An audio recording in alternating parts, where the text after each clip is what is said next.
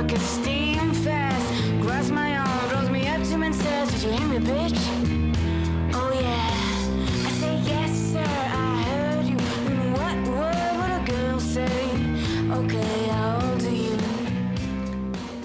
Voilà, bonsoir Isabelle. Mais bonsoir Xavier. Une sacrée interprète et un clip, donc Girl in the City, qui fait déjà une jolie carrière. Eh bien oui, c'est un titre assez accrocheur qui vous rentre dans l'oreille et qui n'en sort plus. Et en plus, c'est un coup de gueule contre le harcèlement de rue. Les paroles écrites par Norma, écoutez, interrogez n'importe quelle fille, elle vous le dira, impossible de sortir seule dans la rue. Alors on a bien compris, il y a une forte personnalité et des titres accrocheurs qui plaisent. Alors, ils ont plu au festival qui compte, comme le Printemps de Bourges ou celui des Inrecuptibles. Et malgré son prénom, eh bien non, Norma n'est pas américaine, elle est toulousaine. Et l'Amérique, c'est une passion dans sa famille. Écoutez-la. C'est mes parents qui m'y ont plongée quand j'étais petite et moi j'ai eu la sensibilité, j'ai de suite répondu. En fait, ça a été comme un refuge pour moi. J'ai toujours regardé beaucoup de films, lu beaucoup de livres et à chaque fois c'était aux États-Unis, ça me fascine. Donc, Norma, ça ne fait que commencer puisque à venir, il y a un premier album, Badland, en préparation et au mois d'octobre, début octobre, un concert à Paris. Et puis on va voir Isabelle que les Américains découvrent le nom d'une anonyme célèbre. Alors, l'image de ce baiser a fait le tour de la planète. C'était un baiser entre un marin de l'US Navy et une jeune femme. On ne savait pas qui était cette jeune femme. Le nom du photographe, on le connaissait puisque c'était le photographe de Life, Albert Eisenstadt. Et on découvre... Le nom révélé par son fils. Eh bien voilà, aujourd'hui, on apprend à la fois son nom et sa disparition, hélas. Gloria Zimmer Friedman est morte hier à 92 ans. L'histoire est jolie parce qu'en fait, ces deux amoureux n'étaient pas du tout des amoureux, mais deux parfaits inconnus. Et Georges Mendoza, le marin, était tellement content d'apprendre la fin de la guerre qu'il a attrapé la première inconnue qui passait, l'a embrassée fougueusement. Et l'histoire dit que sa femme est derrière et regarde avec un grand sourire. Et une deuxième disparition que je vous annonce, les cinéphiles sont tristes ce soir. Claude Jean-Philippe, qui a animé pendant 23 ans le Ciné-Club sur Antenne 2 puis France 2, vient de disparaître.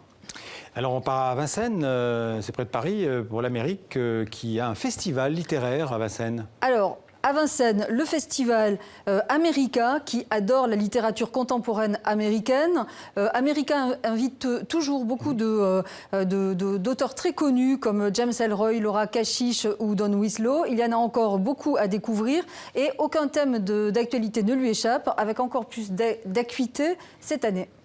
60 auteurs pour venir célébrer avec nous ce 240e anniversaire de la déclaration d'indépendance des États-Unis, le plus tristement célèbre 15e anniversaire des attentats du 11 septembre, et plus largement un moment assez historique puisque c'est la fin du deuxième mandat de Barack Obama, donc c'est l'heure peut-être des bilans culturels, en tout cas en ce qui nous concerne, et puis sociétaux.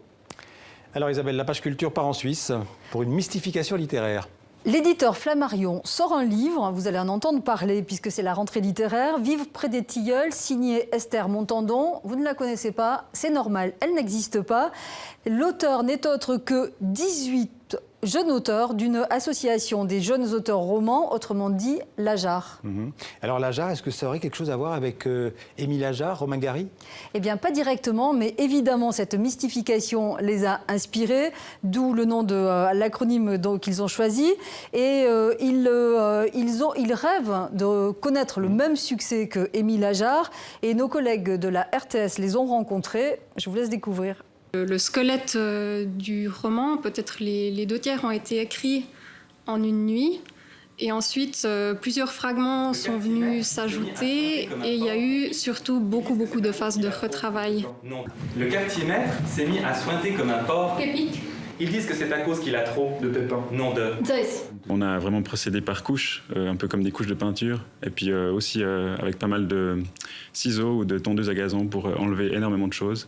On a constitué des groupes de travail d'aussi 2 ou 3 personnes qui sont repassées sur l'ensemble, et puis donc ça a eu lieu plusieurs fois. Donc au final, un extrait est l'œuvre de 5 ou 6 personnes différentes. Sur moi, un regard qui me réduit à des schémas anatomiques. Entendre ma sœur me rappeler ce moment m'emplit soudain d'une vague de tiédeur. J'ai cru pendant quelques minutes qu'on t'avait enlevé dans la foule du marché de Noël à Saint-François. On vivrait très différemment tout seul, c'est extraordinaire de pouvoir le vivre ensemble. On le vit aussi personnellement, c'est ça qui est intéressant. Individuellement, Personnellement, j'ai pas réussi à être publié à Paris, mais collectivement, oui. Alors, on vous l'avait promis hier soir, le palmarès de la Mostra de Venise, Lion d'or aux Philippins, Lav Diaz pour son film La femme qui est partie, et Lion d'argent à l'ancien styliste Tom Ford pour un deuxième film, Nocturnal Animals. Merci Isabelle et à bientôt.